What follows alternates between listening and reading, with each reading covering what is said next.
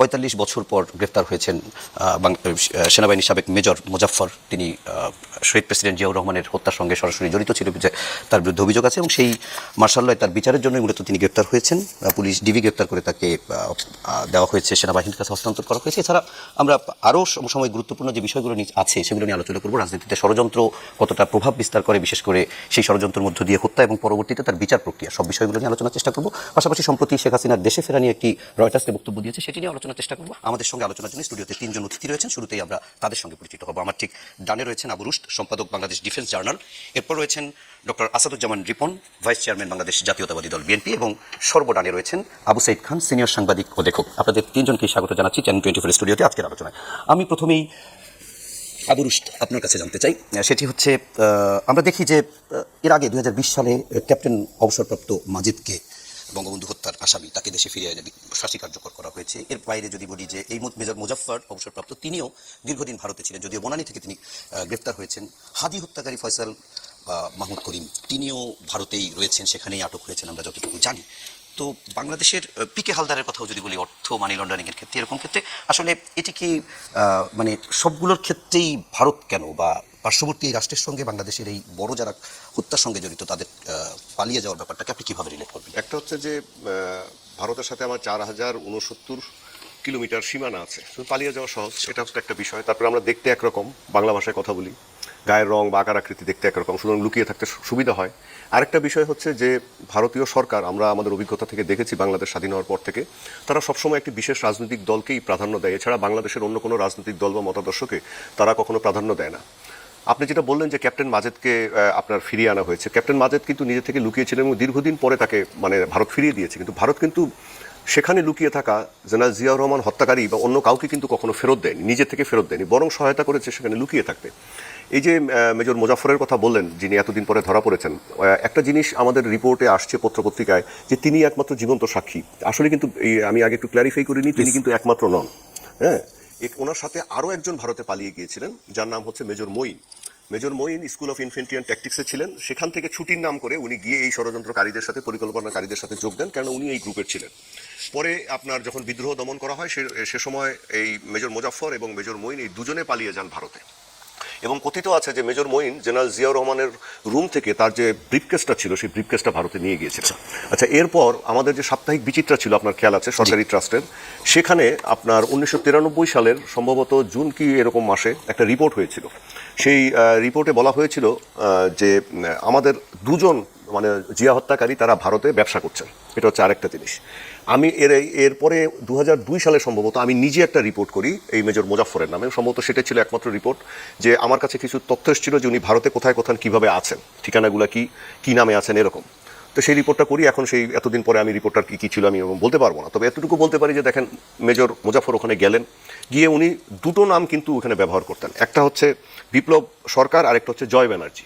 আচ্ছা, এখন একটা দেশের প্রেসিডেন্ট হত্যাকারী যখন আরেকটা দেশে যায়, সে তো হত্যাকারী, হত্যার দোষে দুষ্ট, তাকে ওই দেশে পাসপোর্ট দেওয়া হয় কিভাবে, সেই দেশের কাগজপত্র দেওয়া হয় কিভাবে? এই পাসপোর্ট নিয়ে তিনি কাতার সহ মধ্যপ্রাচ্যের দেশে ভ্রমণ করেছেন। এরপর উনি থাইল্যান্ডেও গিয়েছেন। এর আবার প্রমাণ পাওয়া যায় কোথায়? আমাদের মেজর জেনারেল মইনুল হোসেন চৌধুরী বীর বিক্রম যিনি ছিলেন, ওনার আপনার এক জেনারেলের নীরব সাক্ষী নামে ওনার যে আত্মজীবনীটা আছে, সেখানে লেখা আছে যে 1989 থেকে 1993 সাল পর্যন্ত উনি যখন থাইল্যান্ডের রাষ্ট্রদূত, তখন এই মেজর মোজাফফর তিনি ভারত থেকে এবং থাইল্যান্ডে যিনি পালিয়ে গিয়েছিলেন আরেকজন মেজর খালেদ, এই দুজন তার সাথে দেখা করতে গিয়েছিল। এবং ওই দেখা করার ব্যাপারটা উনি তদানীন্তন পরে আপনার প্রধানমন্ত্রী বেগম খালেদা জিয়াকে অবহিত করেছিলেন। এখন জিনিসটা কি দাঁড়ায় যে ওনারা ওইখানে ভারতে ছিলেন। আচ্ছা, এরপরে 1996 সালের পরে পট পরিবর্তনের পরে যখন আওয়ামী লীগ ক্ষমতায় আসে, তখন কিন্তু মেজর মোজাফফর আবার বাংলাদেশে ছিলেন এবং তখন বাংলাদেশের আবার ভিন্ন নামে কাগজপত্র উনি তৈরি করেন। সবশেষ উনি কবে আসলেন? আচ্ছা, এটাও এসছে যতটুকু জানা যায় যে 2009 সালে আবার পরে উনি আবার এসেছেন। আচ্ছা, 2001 সালে আবার উনি চলে যান। তারপরে ওই যে আমি যে করেছিলাম রিপোর্টটা, সেটা আমি বললাম যে তখন আবার ভারতে ছিলেন। আবার উনি 2009 সালের পরে বাংলাদেশে আসেন। এসে এই বিভিন্ন জায়গায় উনি থাকা শুরু করেন, বিভিন্ন নাম ইউজ করেন এবং সবচেয়ে বড় কাগজগুলো এগুলো তৈরি করে দেয়। এই কাগজপত্র তৈরি করতে, ধরেন এনআইডি তৈরি করতে, আপনি কিন্তু ইচ্ছা করলে আপনার নিজের এনআইডি আপনার এক নামে আছে, এখন আরেক নামে করতে পারবেন না, কারণ আপনার ফিঙ্গারপ্রিন্ট আছে, আপনার এখন হয়তো আইরিস স্ক্যানার যোগ করা হয়েছে। তো সুতরাং এগুলো করা কঠিন, এগুলো রাষ্ট্রীয় সহায়তা ছাড়া পারা যায় না। সে উনি ছিলেন। এবং আর দেখেন, বনানী ডিওএইচএস এর মতো একটা প্রোটেক্টেড এরিয়া, সেখানে আমরা যতটুকু জানতে পেরেছি আমাদের সিনিয়র অফিসারদের সাথে যারা বেঁচে আছেন, যে উনি তো রক্ষী বাহিনীর অফিসার ছিলেন, উনি বিয়ে করেছিলেন একজন সিনিয়র অফিসারের মেয়ে বা বোনকে। তার শ্বশুরের বাসাটাতেই কিন্তু উনি থাকতেন। এবং আমাকে গত কয়েকদিনে বেশ কিছু মানে অফিসার যারা ওই এলাকায় থাকেন তারা বলেছেন যে এনাকে তো আমরা দেখতাম ঘুরে বেড়াচ্ছে বা মসজিদে যাচ্ছে, কিন্তু আমরা তো বুঝি নাই যে ইনি সেই লোক, এত মানে তার কারণে এত বছর হয়ে গেছে, চেহারা পরিবর্তন হয়েছে হয়েছে। তো এখন ভারত আপনাদের এই যে অন্যদেরকেও তো আশ্রয় দিয়েছে। আপনি দেখেন তারা আবার সেই আশ্রয় নীতিমালার অ্যাসাইলাম নীতিমালার মধ্যে কি বলে যে তারা সেখানে ইসলাম মুসলমান ছাড়া অন্য কোনো ধর্মের লোক গেলে তাকে নাগরিকত্ব দিবে বা অ্যাসাইলাম দিবে। তো তাহলে আমার কাছে একটা প্রশ্ন জাগে যে আওয়ামী লীগের যে কয়েক হাজার আপনি আশ্রয় দিলেন তারা তাদেরকে কি হিসাবে দিলেন? তারা তো মুসলমান। হ্যাঁ, এই প্রশ্নটাও আসে। তার এটা প্রমাণ করে যে তারা আসলে শুধু একটি দলকে আশ্রয় দেয়। তাদের মাধ্যমে বাংলাদেশে প্রভাব বিস্তার করার জন্য যে প্রক্রিয়াটা তারা বহমান রাখে সেটাকেই তারা তাদের বন্ধু হিসেবে ট্রিট করে এবং তাদেরকে প্রোটেকশনটা দেয়। এই যে হাদির আপনার অপরাধীদের কথা বললেন, প্রোটেকশনটা তারা দিচ্ছে। কারণ বন্দি প্রত্যর্পণের মাধ্যমে তারা তো এগুলোকে হস্তান্তর করতে পারে, অনেক কিছু করতে পারে। আপনি কি এটা কখনো চিন্তা করতে পারেন যে ভারতের ধরেন রাজীব গান্ধীকে যিনি হত্যা করেছিল, যে তাকে তিনি বাংলাদেশে পালিয়ে আসলেন আর বাংলাদেশ সরকার তাকে এখানে পাসপোর্ট করে দিচ্ছে, এখানে আরামসে তিনি আছেন? আপনি কখনো এটা কল্পনা করতে পারবেন? আমরা এগুলো নিয়ে আরেকটু ডিটেইলে আলোচনা করবো। আপনার কাছে একটা প্রশ্ন রেখে যাই একটু, সেটি হচ্ছে যে ধরেন জিয়াউর রহমান তো শুধুমাত্র সেনাবাহিনীর প্রধান ছিলেন না, তিনি বাংলাদেশের সরকার প্রধান, রাষ্ট্রপ্রধান, হ্যাঁ প্রেসিডেন্ট ছিলেন, দুটিই ছিলেন তিনি। তো বলতে গেলে যে তার বিচার, তার খুনিদের বিচার আসলে এই যে সামরিক আইনে কি যথেষ্ট কিনা, কিংবা এটি আরও অধিকতর কোনো কিছু প্রয়োজন আছে কিনা, সেই বিষয়টি নিয়ে জানবো। এর আগে একটু রিপন ভাইয়ের কাছে যেতে চাই, আসাদুজ্জামান রিপন। রিপন ভাই, আপনার কাছে এই যে বিষয়টি জানতে চাই যে অনেকটা আবুরুশ ভাই বললেনই, তারপরেও যে একজনের কথা উনি বললেন যে মেজর অবসরপ্রাপ্ত মঈন, তিনি এখনও ভারতে পালিয়ে আছেন, এখন কানাডায় কানাডায় যিনি আছেন, কিংবা ভারতে যিনি আছেন, কিংবা হাদির হত্যাকারী যারা আছে, বর্তমান সরকারের তাদেরকে ফিরিয়ে আনার ক্ষেত্রে কতটুকু মানে ইফেক্টিভ ভূমিকা পালন করতে পারে, সম্ভব কি? দেখুন, ফেরত আনার তো একটা প্রক্রিয়া আছে। সার্টেনলি গভর্নমেন্ট ইনিশিয়েটিভ নেবেন, এতে কোনো সন্দেহ নেই।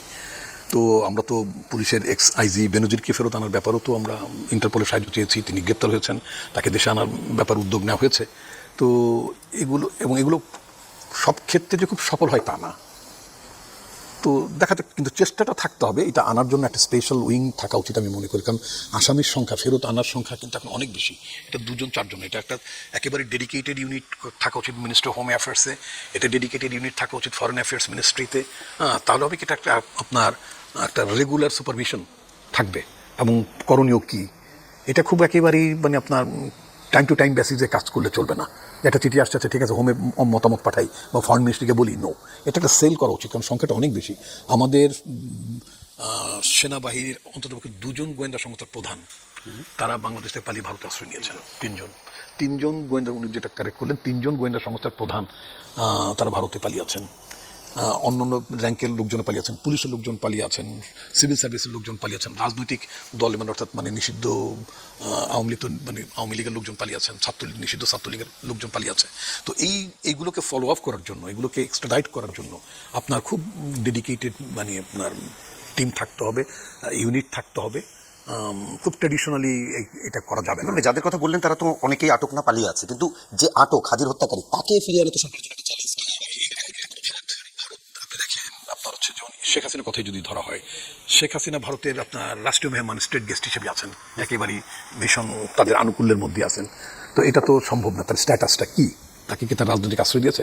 তো মানে আমি তাদের ফরেন মিনিস্ট্রির বক্তব্যটা যদি খেয়াল করি, ওদের যে স্পোক্স পারসন আছেন তিনি বলেছেন যে আমরা তাকে চলে যেতেও বলছি না, আবার থাকার জন্য তাকে দেয়, মানে তাকে আমরা নিয়েও আসিনি। এটা কোনো কথা হলো? আপনি হাদির কথা বললেন, অলরেডি সেই আসামিটা কিন্তু আপনার মানে ওদের আটকে, ওদের কাস্টডিতেই আছে। আচ্ছা, তো তাকে তো ফেরত পাঠাতে কোনো সমস্যা ছিল না। এবং তারপরে তাদের ইমিডিয়েট পাস্ট যিনি মানে ওয়েস্ট বেঙ্গলের চিফ মিনিস্টার মমতা ব্যানার্জি, তিনি তো খুব খোলামেলাই বলেছেন, তাই না? তো সেটার পরিপ্রেক্ষিতে তো মানে আপনার ভারত সরকার উচিত ছিল সম্পর্কের স্বচ্ছতা রক্ষা করার জন্য বাংলাদেশে পাঠানো, কিন্তু পাঠাননি। তো না পাঠানোর মধ্য দিয়ে আমার কাছে যেটা মনে হয়েছে, আমার পত্রিকাতেই বোধ হয় একটা রিপোর্ট আমি গতকালকে দেখলাম, সেখানে লেখা হয়েছে যে ভারত মানে এক ঢিলে অনেক পাখি শিকার করার ব্যাপার। ভারত একটা এক ঢিলে হাসিনাকে ব্যবহার করে, অন্যদেরকে ব্যবহার করে, নানাভাবে এক ঢিলে অনেক পাখি শিকার করার একটা নীতি বাংলাদেশের ক্ষেত্রে মানে নিয়েছেন তারা। এবং এটা আসলে খুব মানে তাদের জন্য খুব লাভজনক হবে তা মনে করার কোনো কারণ নেই।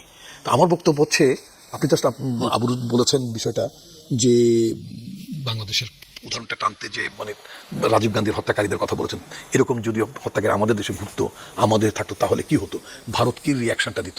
আমি সিমিলারলি যদি ভাই বলি, একটি দেশে, প্রতিবেশী দেশের, আমি যেই জায়গাটি যেতে চাই, একটি প্রতিবেশী দেশে মানে বাংলাদেশের কথা বলি, সেখানকার সামরিক গোয়েন্দা সংস্থার 3জন কর্মকর্তা ভারতে থাকছেন। এবং সবচেয়ে বড় কথা হচ্ছে যে আমাদের গোয়েন্দা সংস্থার লোকদের তাদেরকে বাছাই করা হতো যারা যারা ইন্ডিয়াতে খুব মানে একটা কন্ডিসিভ এনভায়রনমেন্ট এবং একটা কমফোর্টেবল কন্ডিশনের মধ্যে আছে।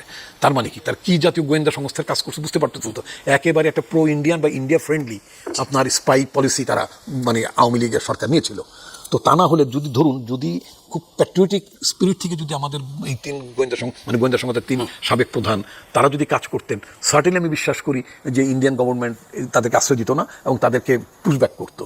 কিন্তু এখন আমি ধরে নিতেই পারি যে এই তিনজন সাবেক গোয়েন্দা প্রধান তারা ভারতের অনুকূলে কাজ করেছেন, বাংলাদেশের বিপক্ষে কাজ করেছেন, যার জন্য বেসিক্যালি ওরা ইন্ডিয়ান এজেন্ট ছিল এখানে, work in Bangladesh army as আপনার মানে চিফ অফ দ্য আপনার মানে ইন্টেলিজেন্স এজেন্সি। তো তাহলে কি ভয়াবহ অবস্থা, আপনি কেন ইমাজিন আপনি লাস্ট 15 ইয়ার্সে একটা স্বাধীন দেশের তিনজন গোয়েন্দা প্রধান পর্যায়ক্রমে একটা ভিন দেশের স্বার্থ রক্ষা করেছেন, এমন জাতীয় লোকজন রিক্রুটেড ছিলেন ওই বাহিনীতে। Very dangerous. আচ্ছা, এবং পত্রিকাতে রিপোর্ট দেখলাম যে তারা খুব প্রকাশ্যে ঘোরাঘুরি করতেন দিল্লিতে, শেষ পর্যন্ত বোধহয় ভারতীয় কর্তৃপক্ষ তাদেরকে বোধহয় মানে একটা জায়গায় মানে সরিয়ে নিয়েছেন, মানে আবার সেখানে একটা সামরিক আতিথেয়তা যার ব্যবস্থা করেছেন। তো এই যে এগুলো খুব ডিস্টার্বিং নিউজ। মানে এই যে ভারতের সরকারের তরফ থেকে ওদের হিন্দি ভাষায় বলে যে পড়শির মানে গুরুত্ব বা পড়শি প্রধান হবে, মানে নেইবার ফার্স্ট।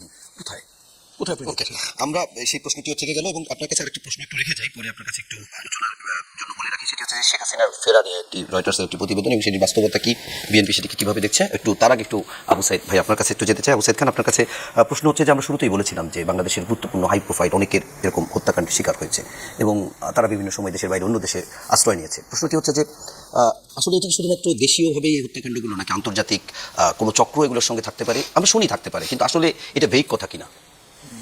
নিশ্চয়ই থাকতে পারে, না থাকার কোনো কারণ নেই। এখন প্রশ্নটা হচ্ছে যে বাংলাদেশের দুটো বড় হত্যাকাণ্ড, দুইজন রাষ্ট্রপতি, বঙ্গবন্ধু হত্যা এবং জিয়া হত্যা।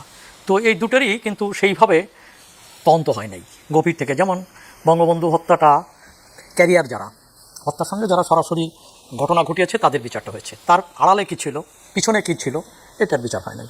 জিয়া রহমানের সেখানে সামরিক আদালতে বিচার হওয়ার কারণে আমরা জানি না।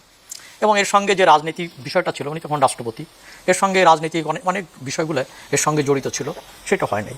এমনকি তখনও প্রশ্ন রয়ে গেছে যে জিয়া রহমানের হত্যাকাণ্ডের যে বিচারটা তড়িঘড়ি করে হয়েছে, তো সেই হত্যাকাণ্ডের সঙ্গে আরও কতগুলো ঘটনা তো পরবর্তীতে প্রকাশ পেয়েছে। যেমন ধরুন যে এইটাকে কেবলমাত্র যারা হত্যা করেছে তারাই না, পিছনে আরও কেউ কলকাঠি নেড়েছে। এবং ওই মঞ্জুর হত্যার ভিতর দিয়ে বিষয়টাকে বেরিয়ে আসে। মঞ্জুর হত্যার পর তার বোধহয় 95 সালে তার ভাই আবুল মনসুর আহমেদ উনি একটা মামলা করেন। তো ওই মামলা করার পরে তখন কিন্তু সরকার জেকে বসে। তখন এই মামলাটা আমি দেখছিলাম যে 23 বার বিচারক পরিবর্তন হয়েছে আর অসংখ্যবার। তো এটাকে আটকে রাখা যায় 95 সালে। এটা নিয়ে বেশ বিতর্ক আছে। হ্যাঁ, এখন ব্যাপারটা হলো যতক্ষণ পর্যন্ত প্রধান দুই আসামি তাদের মৃত্যু না হওয়া পর্যন্ত তাদেরকে অব্যাহতি দেওয়া হয়নি, সেটা হচ্ছে হুসেন মোহাম্মদ এরশাদ এবং মেজর জেনারেল আব্দুল লতিফ। তো এই যে ঘটনাটা, তাহলে এটা যদি আমার মনে হয় মঞ্জুর হত্যা মামলার ভিতরে একটা রহস্য উন্মোচিত হতে পারত। একটা ঘটনা আমরা দেখি যে কোনো হত্যাকাণ্ড, যে কোনো ষড়যন্ত্র, তখন একটা ধারা না, কিন্তু অনেকগুলো ধারা এসে মিলিত হয়। একটা প্রধান ধারা থাকে আর একটা পিছনে থাকে, মানে ধারার ভিতরেও ধারা থাকে। তো এখন প্রশ্নটা হচ্ছে, যেমন ধরুন যে পুলিশ কিন্তু মঞ্জুরকে গ্রেপ্তার করেছিল, পুলিশের কাছ থেকে এর মধ্যে তার বোধহয় খুব সম্ভবত 1.5 দিন পরে তাকে পুলিশের কাছ থেকে ছিনিয়ে নিয়ে হত্যা করা হয়। এখন প্রশ্নটা হচ্ছে, পুলিশ গ্রেপ্তার করার পরে তখন তো অলরেডি আইনের শাসন মানে ইস্টাবলিশ হয়ে গেছে, রাষ্ট্রপতি হয়ে গেছে ক্ষমতা, তো এর মধ্যে তো পরিবর্তন হয়ে গেছে, সে পালিয়ে যাচ্ছে, ফাইনাল করছে। তো তারপরে পুলিশ তাকে গ্রেপ্তার করেছে, পুলিশের কাছে গ্রেপ্তার হয়েছে। তারপরে কেন তাকে ছিনিয়ে নিল এবং সশস্ত্র বাহিনীর সেনাবাহিনীর একটা গ্রুপ তাকে ছিনিয়ে নিয়ে হত্যা করেছে। তো এর পিছনেও তো বোঝা যায় এগুলো কি আমরা আসলে মানে ফাইন্ড আউট করা সম্ভব কিনা বা কি প্রক্রিয়া করতে সম্ভব, এর জন্য তো সুষ্ঠু তদন্ত হওয়া দরকার, এর ব্যাপক তদন্ত হওয়া দরকার। যেমন সেনাবাহিনীর অভ্যন্তরে আমি যদি বলি যে সেনাবাহিনীর অভ্যন্তরে ষড়যন্ত্রের বীজটা মানে বীজতলা এটা স্বাধীনতার পরে রোপণ হয়েছে। যদি আমরা যদি এটা দেখি যে মুক্তিযোদ্ধাদের মধ্যে মতবিরোধ ছিল, পাকিস্তান ফেরত, এবং তারপরে অবশ্য সবচেয়ে বড় ব্যাপার হলো পাকিস্তান ফেরত বাহিনী আসার পর এটাকে অ্যাবজর্ব করা হয়, সেনাবাহিনীতে নিয়ে যাওয়া হয়। তখন দুটো বাহিনী এই যে বিরোধটা তৈরি হয়, এখানে ওই বিরোধটা প্রায় প্রকাশ্য শুরু হয় এবং এই বিরোধটা তো দীর্ঘদিন ধরে বিভিন্নভাবে চলতে থাকে এবং তারপরে একের পর এক তো কু হয় এবং সেই কুগুলোর মধ্য দিয়ে তো এই কু দমনের ক্ষেত্রে যদি আমরা বলি যে জিয়া রহমান ব্যাপকভাবে জনপ্রিয় হয়েছিলেন। সাধারণ মানুষের কাছে। কিন্তু সেনাবাহিনীর অভ্যন্তরে অস্থিরতা ছিল, উনি সেটা কঠোরভাবে দমন করেছেন, নিশ্চন্ন করেছেন, এটা নিয়ে সমালোচনা আলোচনা অনেক কিছু আছে। কিন্তু এটা কিন্তু শেষ হয় নাই, মানে এটা চলমান ছিল। বিশেষ করে 2রা অক্টোবরের ঘটনা, 76 সম্ভবত 2রা অক্টোবরের ঘটনার মধ্য দিয়ে আরেকটা বড় ধরনের ঘটনা ঘটে, এবং সেই ঘটনার সঙ্গে তো সামনের দৃশ্যতে দেখা যায় যে মুক্তিযুদ্ধের সঙ্গে জড়িত অনেকে ছিল, কিন্তু পিছনে কারা ছিল বলে মনে হয় না।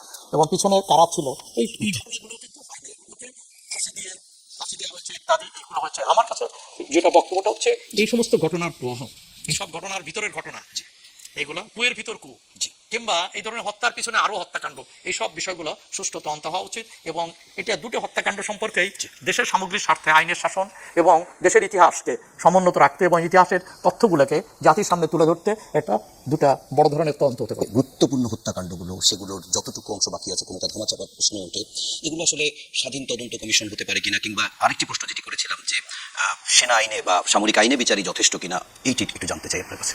আপনার জেনারেল মজার ব্যাপার হচ্ছে যে জেনারেল জিয়ার এই যে হত্যাকাণ্ডের বিষয়টা বা 30 এর ঘটনাটা, এটার বিচার কেন আপনার সামরিক আইনে হলো, ফিল্ড জেনারেল কোর্ট মার্শাল বলে, এফিসিএম বলে, কেন হলো? তার কারণ অনেকেই জানেন না যে ওই বিচারটা হয়েছে টোটালি মিউটিনি বা বিদ্রোহের জন্য, হত্যাকাণ্ডের জন্য হয়নি।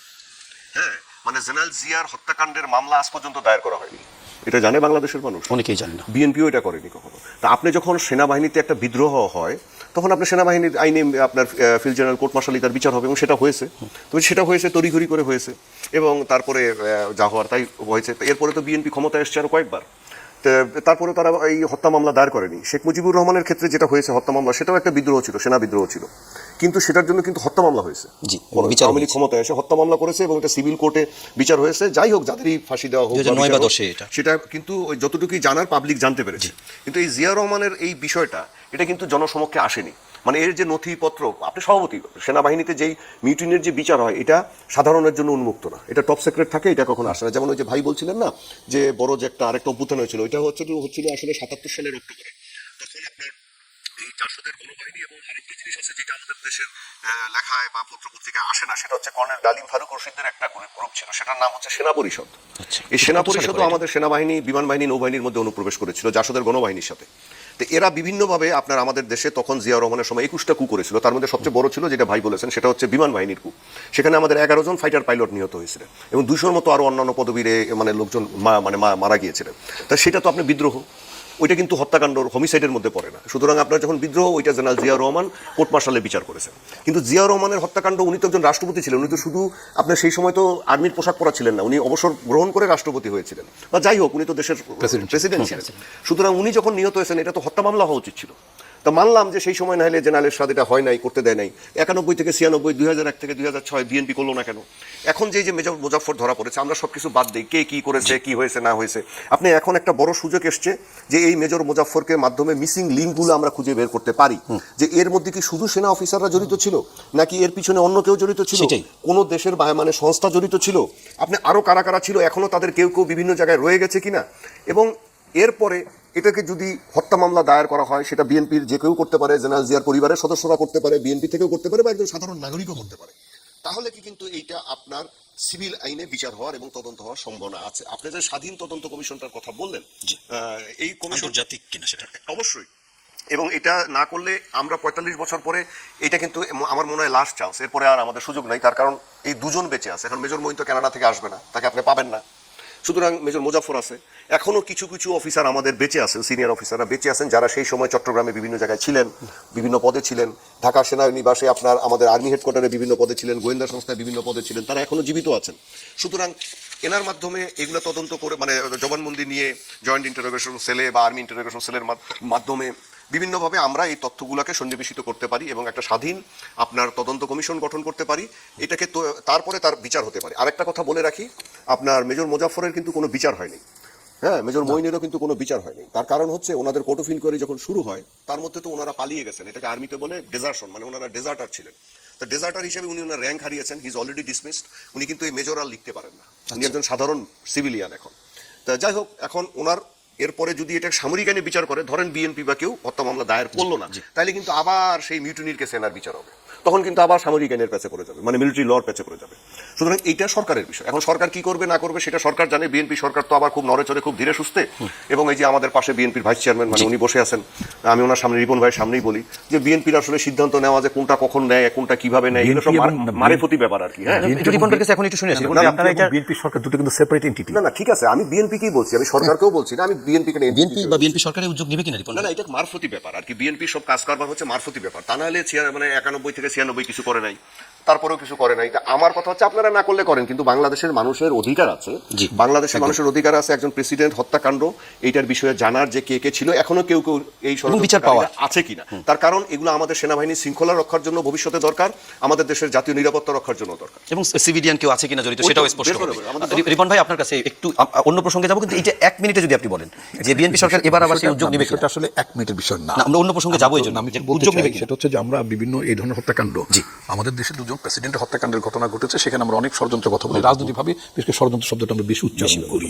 আচ্ছা, এখন কথা হচ্ছে কি যে আপনার প্রেসিডেন্ট জিয়াউর রহমান যখন শাহাদত বরণ করেন তার 2 বছর আগে তিনি একটা রাজনৈতিক দল প্রতিষ্ঠা করেন, বাংলাদেশ জাতীয়তাবাদী দল বা বিএনপি। আচ্ছা, এখন আপনার স্বাভাবিকভাবে আমি ধরে নিতে পারি যে এটা মানে ওনার যে শাসন, ওনার শাসনটা কেন আসলো, বাংলাদেশে একদলীয় শাসন ব্যবস্থা, গণতান্ত্রিক শাসন ব্যবস্থায় মানে ফিরে আসা, পার্লামেন্টারি ফর্ম অফ গভর্নমেন্ট আসা, নানা কিছুগুলো ব্যাপারটা ছিল। তো অর্থাৎ দেশের একটা স্বরূপতান্ত্রিক ব্যবস্থা থেকে একটা বহুদলীয় গণতন্ত্রে ফেরত আসার ব্যাপার ছিল। এখন এই জায়গার মধ্যে যে সমস্ত পক্ষ বা বিপক্ষ ক্ষতিগ্রস্ত হয়েছেন, তাই না, তাদের একটা ইনভলভমেন্ট থাকতেই পারে। এবং জিয়াউর রহমান প্রেসিডেন্ট হওয়ার পরে তিনি যেভাবে দেশটা পরিচালনা করেছেন বা করতে চেয়েছেন, তাতে করে যাদের স্বার্থে আঘাত লেগেছে, বাংলাদেশকে যারা পদানত করতে চেয়েছে, যারা বাংলাদেশের স্বাধীনতা যুদ্ধ হিসেবে ঘোষণা করেননি, এই